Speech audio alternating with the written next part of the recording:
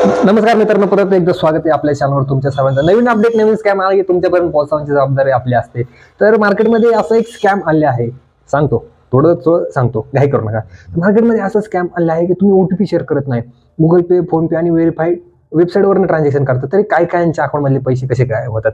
तर मेन मुद्दा इथे येतो. ह्याचं सगळ्यात मेन मूळ आहे तुमचं आधार कार्ड.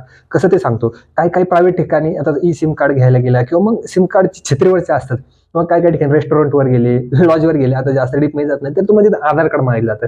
का मागितलं जातं? तुमची ओळख पटवण्यासाठी, हे तुम्हाला वाटतं. पण मेन रिझन इथनं चालू होतं. तुमचं आधार कार्ड प्रत्येक बारीक गोष्टीला, लाडक्या बहिणीपासून, रेशन कार्ड पासून, शाळेच्या दाखल्यापर्यंत, अगदी बारीक बारीक रेशन कार्ड पर्यंत तुमचं बँक अकाउंटला सुद्धा लिंक केलं आहे. तर इथं सगळा गेम होतं. एकदा तुमच्या आधार कार्डचा ऍक्सेस यांना मिळालं की तुमचं बँक अकाउंट मधले पैसे गायब करायला यांना जास्त वेळ लागत नाही. सरकारी नियम असा सांगतो की आधार कार्ड देणं बंधनकारक नाही.